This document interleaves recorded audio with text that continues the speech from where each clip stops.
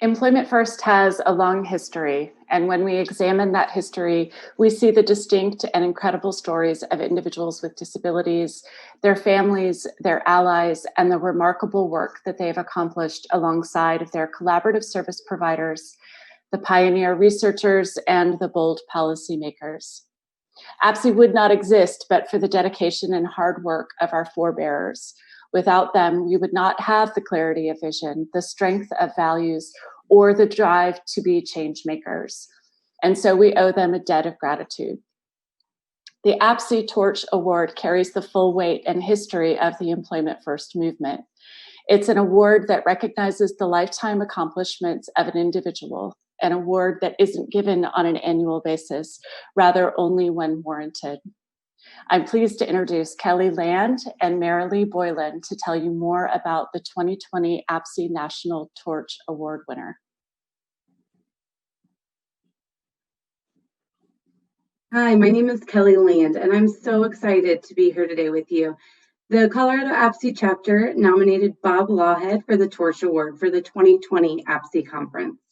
Bob has been working in this field his entire life and understands the impact of Employment First from a professional and a personal level. Currently, Bob serves as a Developmental Disability Council policy advisor. Prior to that, he was employed as the CEO for Community Link, a nonprofit agency supporting inclusion for people with intellectual and developmental disabilities. Bob has supported self-advocacy for many years as an advisor for self-advocates becoming empowered of Boulder County. Bob received his MA-ED from the University of Colorado in 1985. He's been a past president of the National Association of People Supporting Employment First, and has served as APSE's Public Policy Committee co-chair in the past, as well as Colorado APSE's Public Policy Chair for many years. Bob currently serves as the co-chair of the Colorado Employment First Advisory Partnership. He authored APSE's membership document when he was the National APSE's president, titled Conversions from Segregated Sheltered Workshops to Supported Employment, and serves on the editorial board for the Journal of Vocational Rehabilitation. Bob has promoted inclusion for people with cognitive disabilities through parent education, systems change consultations, and public policy advocacy. Bob and his wife, Anastasia, have one child named Jess, who experiences Down syndrome and currently has a job earning a competitive wage. On a personal level, Bob has been a true hero to me. When I moved to Colorado 3 years ago, Bob took me under his wing and introduced me to all of the Employment First advocates in the state. Bob is a true trailblazer in paving the way for Employment First, not only in Colorado, but nationally. A colleague of Bob's, Ellen Ginsby, recently stated the following: Bob has been an incredible advocate for recognizing the abilities of and increasing expectations for people with IDD, especially when it comes to employment. His unwavering commitment to making Colorado a leader in employment supports is recognized by all of who come to know him. And we have all also come to rely on his insight and expertise in developing policy. Sorry, I'm reading her quote. In today's world, it can be difficult to find people who are simultaneously able to hold the highest aspirational goals while also recognizing the practical aspects of making those goals a reality. When you read this statement, it encompasses how the entire state of Colorado, and I believe the entire nation and APSE community, see Bob. Congratulations, Bob. As most of you know, Bob ends most of his presentations with a call to civil rights justice, where everyone with a disability who wants to work has the opportunity to work in the community in real jobs for real wages like everyone else. I'd like to read a quote from Martin Luther King that seems to embody his work.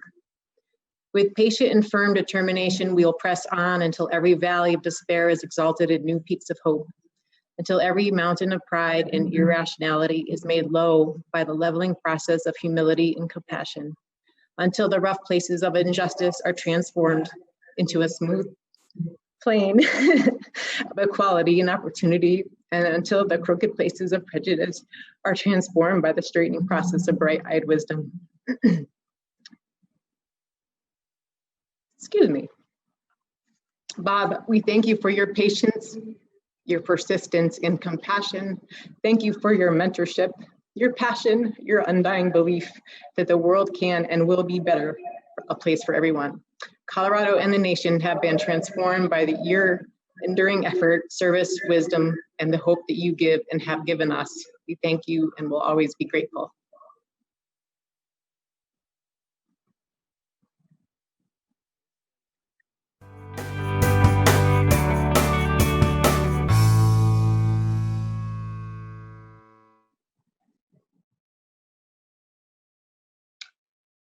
Well, gosh, thank you so much, Jenny, Marilee, and Kelly, for those kind comments.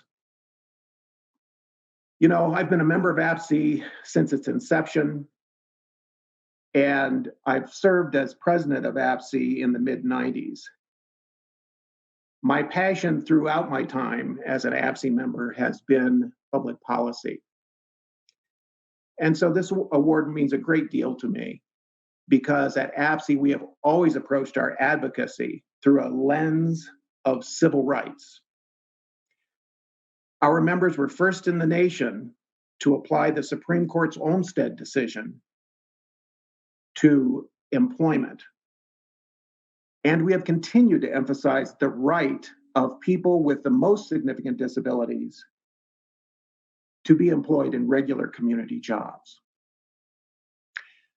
During this current time of upheaval in the name of social justice, we should recognize that our efforts run parallel to and rely upon the foundation of the broader civil rights movement for African Americans. We must continue to fight alongside our allies if we are to realize our vision for people with disabilities to be fully included in jobs, home, and community life. Little did I know when I started my journey with APSE 30-some years ago that I would be the proud father of a 24-year-old son realizing his dream of working in a pizza parlor. Advocacy performed by APSE members, by our staff, and other volunteers have played a part in my son's success. With your continued effort, we will make employment a reality for all. Finally, I'd like to dedicate this award to two members of APSE who are no longer with us. Dean Matsunaka, a self-advocate who served with me on the APSE board in the 90s, used to keep us honest during the meetings when he would periodically raise his voice to proclaim, "You people just don't get it."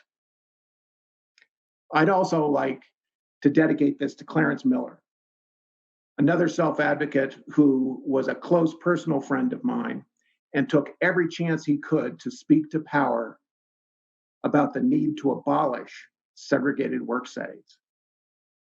Thank you so much for this award. It's just a fantastic honor. I really appreciate it.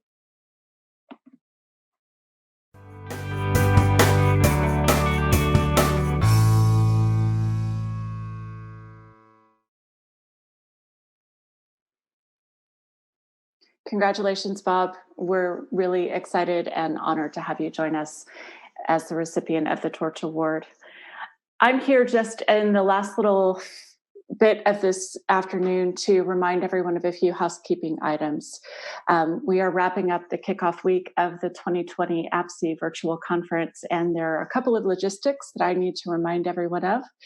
So be sure to join us later this week for networking sessions. Those will be the place where you can connect with your fellow participants in a more casual manner. It's also the place where we will highlight APSE awards and nominees. Schedules, themes, and other details will be included in the weekly e-newsletters, including the links for the Zoom meetings for the networking sessions. As you're participating in sessions, the breakout sessions that will start to take place next week, be sure to keep an eye out for the links to the surveys. Those will be available in the chat boxes. Your feedback about sessions is really important, not only to the APSE national staff, but to the presenters themselves. So please take a few moments to complete the survey for every session that you participate in. If you need continuing education credits, certificates will be available for every session, but you must download it after the individual session. So automatic certificates are available within the system. After you watch the session, you'll need to click on the button to download the PDF certificate, and certificates will only be available through December 31st. So all access to the system and the content will go away as of December 31st of 2020. So if you're watching these events after the fact, please be sure to download the certificates. If you need CRC credits, please email all of your documentation to info@apse.org, and we will take care of getting those credits to you. Please take a few moments to complete the COVID impact survey. APSE is in the process of trying to collect some data around the impact of COVID-19 on your work, on the work of Employment First, and on employees with disabilities. So you have received an action alert already that contains details and more information. You can also find a link to the survey on the APSE website, apse.org/COVID survey. And last but not least, if you're enjoying this event, please let your friends and colleagues know. Registration is still open and will remain open through July 31st. So even if someone registers on July 31st, you won't miss a thing. The content and recordings will be available through December 31st. Thanks so much for joining us for the kickoff of the APSE 2020 virtual conference. We're so glad you're here.